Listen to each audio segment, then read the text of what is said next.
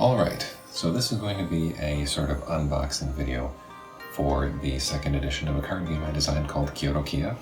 I have essentially a prototype made up by the game crafter in Madison, Wisconsin.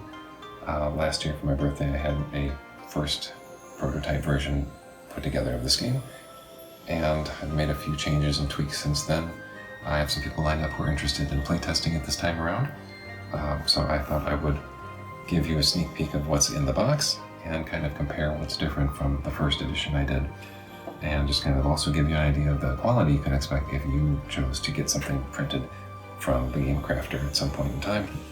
So first of all, obviously here is the box. The only negative thing I have to say about the result this time, the back of the box could have been centered a little better. Front of the box looks great, I think. I went and opted for the UV coating and UV protective coating and linen finish on everything. Costs a few dollars extra, but it just makes the game feel nicer. So let's take a look inside the box.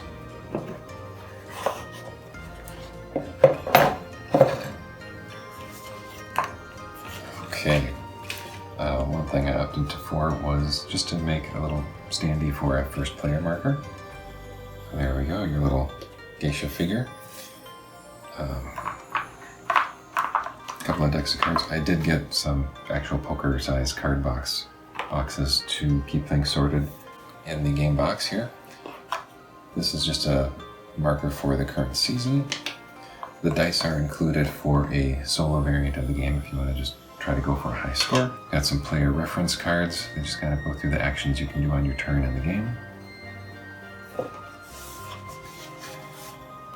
We have several different decks of cards, which I'll cover in the playthrough video for the people who are going to be testing this. Again, print quality, very nice. The cards have a nice snap to them. They don't feel like they're not real cards or anything like that.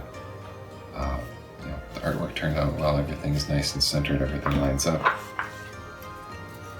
One more deck of cards that goes along with the game. Let's see what else we have in here. One thing that I changed from the first edition of this game, the first edition I went with an accordion fold board, which is made of a sturdier, thicker cardboard. The downside to that is when it sits in the box, it really does not want to lay flat. And so if you're trying to play a card game, you either have to kind of weight this down, which just makes the game clunky. So the quality was good, just functionally this did not work out the way I thought it was going to. So what I opted for this time around was a game mat, which is printed on a nice glossy heavy cardstock. It's a much thinner paper, but it also is much less eager to bunch up, and I think just putting the cards on will be enough weight to kind of keep this flat. There are two different sides to the mat. It's literally just different artwork, two different versions of the same scene. Whichever one you prefer, you can play with. Had an instruction booklet printed. Again, this is nice, very heavyweight paper, nice glossy print finish. The print is nice and clear. They fold and staple everything. Very happy with that. The other upgrade I did this time around, for my personal copy of the game, I also purchased metal coins from a company called Fantasy Coin Limited.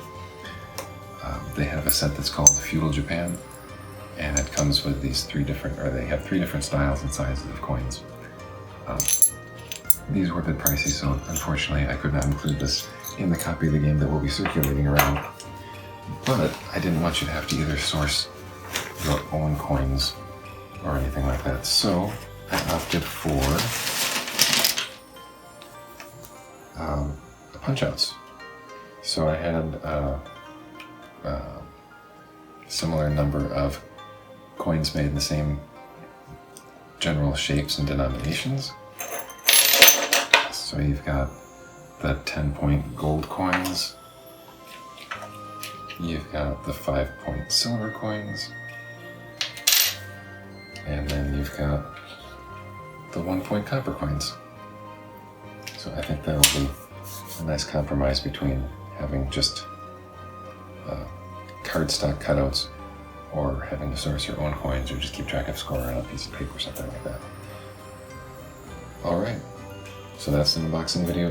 Again, I'm really happy with the way this copy came out, just like I was with the first copy I had done by the Game Crafter. I'll be doing a setup and instructional video for people who have expressed interest in trying out this game. So that's what I'll be working on next.